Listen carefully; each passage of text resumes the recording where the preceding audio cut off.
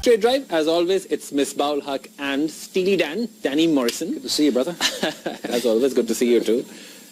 Misbah, starting with you. I can see this expression of yours at the moment, saying itself, but of course you have to talk about it as well. What went wrong for Pakistan today? I think, as we already mentioned, right from the start, team combination, we should have gone with 4 seamers.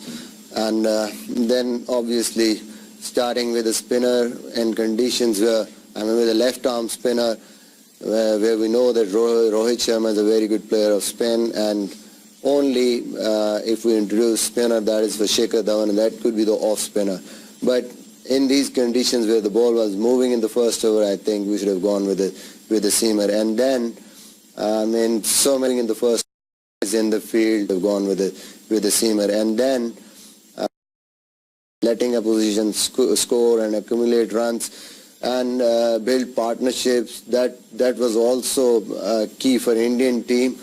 And then, once the batsman was set, and then we dropped catches, back end of the bowling, I think we just bowled to the wrong lines. Tactics were not right. To Yuvraj, we bowled too straight. We should have gone outside off-stump Yorkers, and to Virat Kohli, we should have just bowled straight.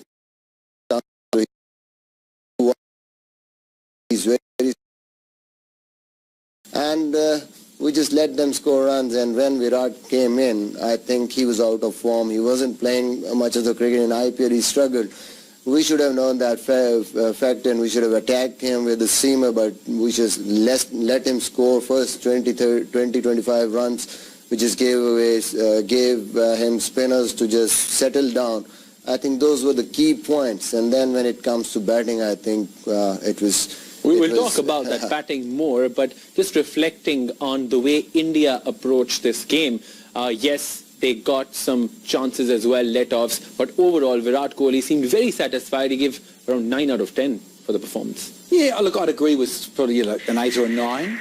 You mentioned for the batting and for the bowling. When I look at the balance of their side and how they've performed with all the test matches since August last year, they've played a lot of good cricket, have the Indians. So they're defending champs. Okay, the final was a 2020 against England at this very venue.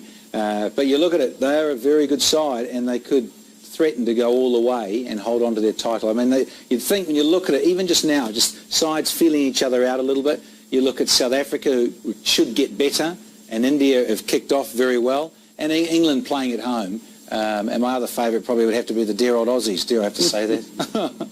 Australia. Yeah, those to me look the 4 powerhouses, if you're really honest. Misbah, Sarfaraz का कहना था कि 40 over तक Pakistan control में था और उसके बाद उन्होंने कंट्रोल लूज कर दिया. This conceded around more than 100 runs in the last 8 overs. आपको लगता है कि पाकिस्तान कंप्लीट कंट्रोल में था क्योंकि विकेट्स तो बहुत ज़्यादा हाथ में थी उस वक्त इंडिया के उस वक्त भी?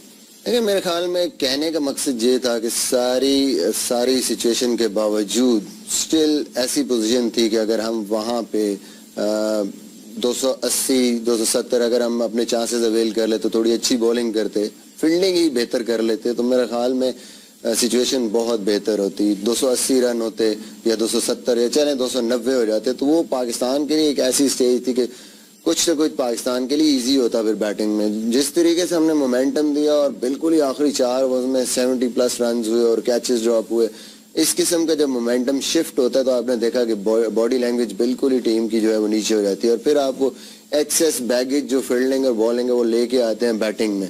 और फिर वही हुआ कि बैटिंग में आफ्टर जब वो रिवाइज हुआ एक दफ़ा टारगेट और फिर दूसरी दफ़ा रिवाइज हुआ, सडनली एवरेज 8+ की हो गई रिक्वायर्ड, तो ऐसे लगा कि अब बिल्कुल हमने वो गिव अप कर दिया उसके बाद और बिल्कुल टोटली इंडिया के कंट्रोल में गेम चली गई. Now after the second revision as well, Pakistan had all the resources in the bank, but none of them looked to threaten that target, even Azhar Ali as well. Let's look at the wickets one by one, how Pakistan fell short. So this one, the first, Ahmed Shehzad getting out, not in line, Misbah? Yeah, we were just noticing that he was playing everything on the back foot, front foot wasn't moving, and Indians noticed that, and fuller ball he got out, and then next to ball was Babar Azam. He was no choice to just go hard at every ball because 9 runs per over required at that stage, no time. Then Azhar, obviously from both hands, it is going 1-0, 2-0, and he has to go for a big shot. And obviously, because of frustration and required rate going up and up. And then the big one to follow after this. He was looking good. He started well. But how would you explain this, Danny? Then again, I think late call. While we are chasing 9-10 and over, you have to be ready for that. We have noticed that from Shekhar Dhawan and Rohit Sharma. They were taking those sort of singles. Mohammad Hafiz after this, because he was playing a tad slow. He tried to break the shackles but failed. Danny? Yeah, look, I think Hafiz, he causes some problems because he can't keep up with the scoring rate. And so it puts pressure on the other guys. And you saw that with the run-out just before. It is frustrating. And then Ahmad on the drive, he played $1 million shot. I heard the commentators say, look, you've got to take your time, buddy. Give yourself a chance to get in. But he played $1 million shot and it paid the price. And by then, Pakistan looked out of the game. It was Sarfaraz, the captain, was looking good, but then again he'd scored a boundary before that delivery. Then he also got out, but by then 14 or more required per over, and Pakistan were just out of it. And then it was just a matter of time that Pakistan would lose the game. Mohammad Amir getting out as well, and then 2 to go. That looked good, but then it was just too much for him in the end. A dismal performance there by Pakistan's batting. We'll take a very short break here, but on the way to the break, let's check out the Samsung Plus moments. And who is it? It's the man of the match today, Yuvraj Singh. जिस किस्म की quality competition होता है उसको हम match नहीं कर पाते, और अगर डोमेस्टिक लेवल पे हम देखें टीम्स के साथ वो प्रोफेशनलिज्म नहीं है. किस तरीके से हमने ट्रेनिंग करनी है, फील्डिंग ड्रिल्स या फील्डिंग का मेयार क्या होना चाहिए, और उसमें मेरे ख्याल में हमारा इंफ्रास्ट्रक्चर पूरी तरीके से वो भी एक बहुत बड़ी वजह है. ग्राउंड्स क्लब लेवल पे अवेलेबल नहीं है, स्कूल लेवल पे अवेलेबल नहीं है. वहाँ पे आप वो प्रैक्टिस ही नहीं कर सकते जो कि इंटरनेशनल लेवल पे आपको आके एक अच्छा फील्डर बनाती है. तो आई थिंक यही वजह है कि वो कह रहे हैं कि नीचे से ग्रास रूट लेवल से क्लब लेवल है, स्कूल लेवल है आपका, और फिर आप जब फर्स्ट क्लास लेवल पे आते हैं तो मयार ऐसा होना चाहिए जैसे ऑस्ट्रेलिया में है, जैसे इंडिया में अब है, जैसे साउथ अफ्रीका में है, इंग्लैंड में है, ताकि जब आप इंटरनेशनल लेवल पे आए तो आप ऑलरेडी वो सारी चीज़ें आपने फेस की हो, सारी चीज़ें आप सीखे हो, स्ट्रक्चर्ड हो पूरी तरीके से. आपकी फील्डिंग, आपकी फिटनेस, आपका स्किल लेवल ऐसी उस पे हो, और प्रोफेशनलिज्म हो.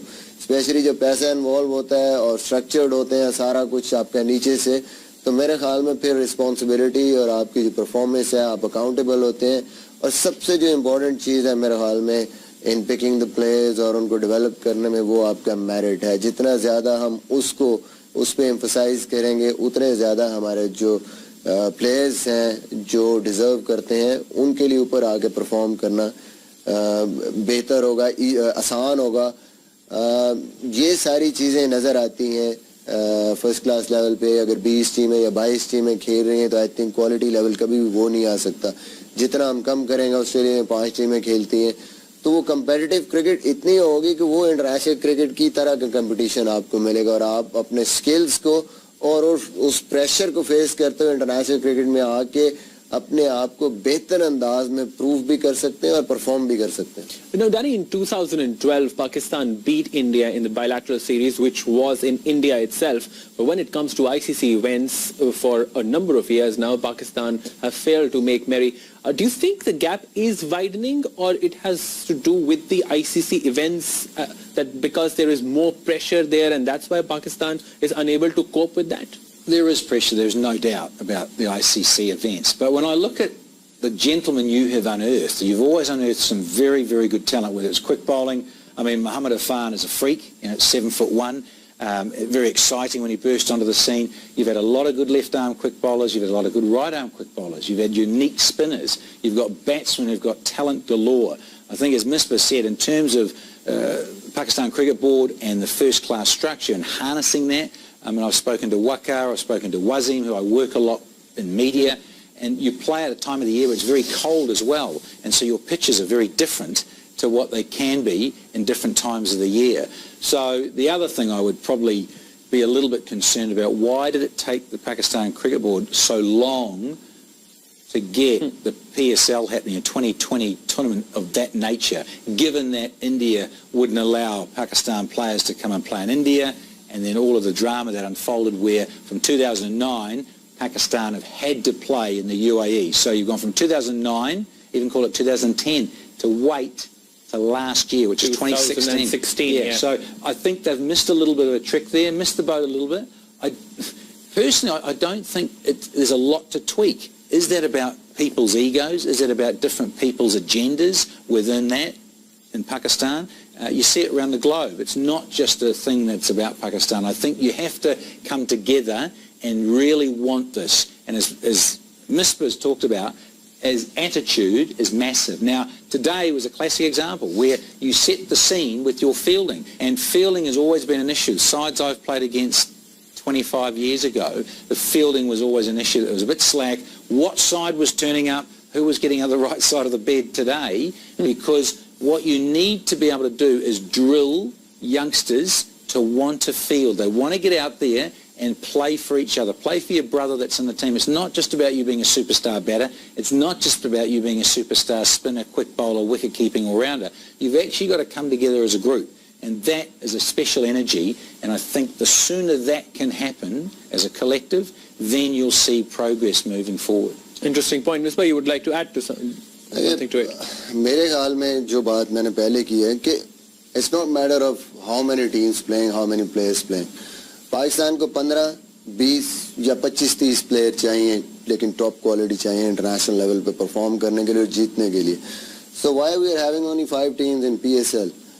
Because now we have 6. Quality. That's a good 6. That's a quality, including even the foreign players. सबको मिला के 5 या 6 टीमें हैं to get better quality, better competition, और लोग बेस्ट कंपटीशन को एंजॉय करें, और उससे जो प्लेयर एक्सपोजर लेके आता है वो इंटरनेशनल लेवल के बेहतर तैयार हुआ होता है. Why not the same at first class level? हम लिमिटेड करें क्वालिटी, और जो भी हमारा स्ट्रक्चर है, जो हमारा स्पेशली जो ग्राउंड्स हैं, जो पिचेस हैं, उनको इम्प्रूव करें, उसकी क्वालिटी को, और उसको टेलीवाइज करें, और उसको इसी तरह हाइप दें जिस तरह हम PSL कराते हैं, ताकि वो गैप कम हो इंटरनेशनल क्रिकेट में और डोमेस्टिक क्रिकेट में. A good point that he raises, that if there's more exposure, then they'll also know how to handle the pressure better. Despite the woeful performance of Pakistan today, there were some bright moments, and one of them was Azhar Ali, and that is part of our celebration moments.